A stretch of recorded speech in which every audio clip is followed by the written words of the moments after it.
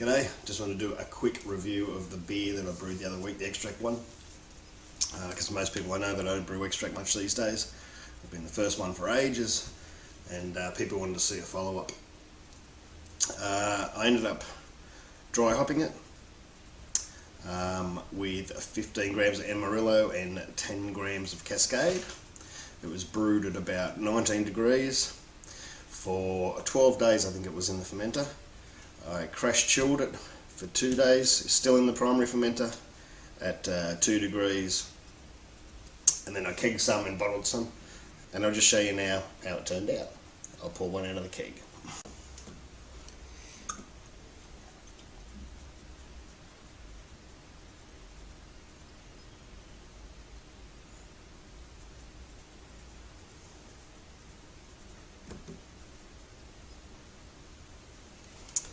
That's it there. I don't know if you can pick up how actual crystal, look how clear it is.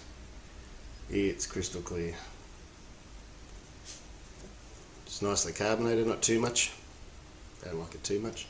So that's it there. It is crystal clear. Crystal clear. And it tastes good. Got a nice little bit of hop flavour, not too much. If you're a hop head, you could add a lot more hops. But it's carbonated nicely.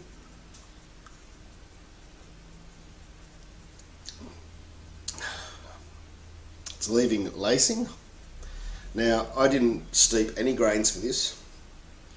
I'll leave a link down the bottom for the people that haven't seen the original video. All it was Cooper's Pale Ale, Cooper's 500 grams of light dry malt, and Cooper's BE2 Brewing Enhancer 2. So that had a little bit of maltodextrin in it. Besides that, there was no, and the hops I added, and I used USA 5 yeast. There was no clearing agents added at all, and I couldn't get any clearer. I'm not sure if it's showing up there. See my face through it. It really couldn't be any clearer.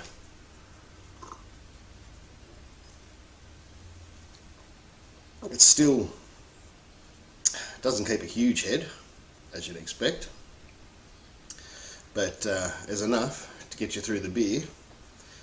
Lacing, and so as I said, that's with nothing extra added for clearing or any grain steeped. And it tastes nice. It tastes nice, which is what you want. You can just lightly taste the hops.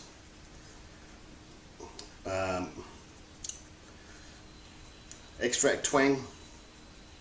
Oh, it might be there slightly, but if you watch your fermentation temperatures, keep them nice and low from the start, you should be fine. And fresh ingredients. Look at that, look how clear it is. Just to, we'll do a bit of a compare. I've got a light ale all grain one in the tap next to it. I'll pour one of those.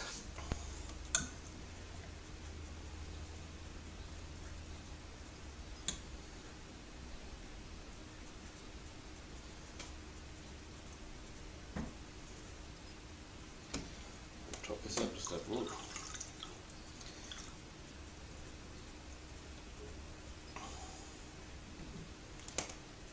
There's the all grain one I just poured, which is I made a very light recipe, sort of like a lager, but I wanted an ale because I didn't want to have to wait the extra time you have to wait for a lager. Look, they actually nearly look exactly the same. The all grain one, of course, because it's all grain, which is this one, has a slightly better head.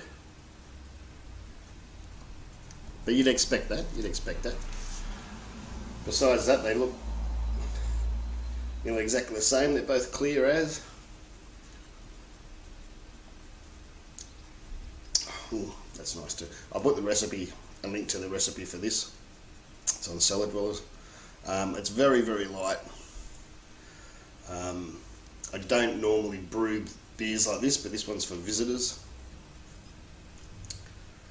Just a very light ale. When I say light, it's still probably about 4.8, 4.9%, but light in flavour and bitterness.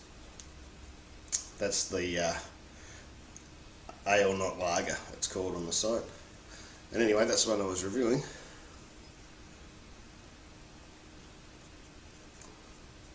And to me, because this has got a bit more hops in it, this hasn't got much hops in it at all, because I was making it for friends and visitors.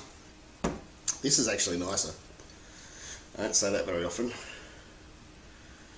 But look, yeah, look, you're still getting lacing and all those things. And that's just from, as I said, kit stuff. No steeping grains. It's a nice beer. Anyway, I wanted to keep this short, going on for too long already. Anyway, cheers. Drink home brew.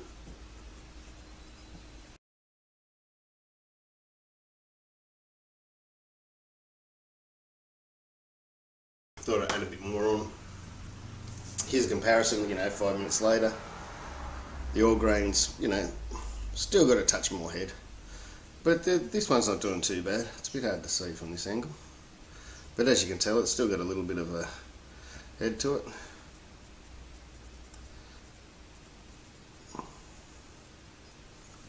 Cheers.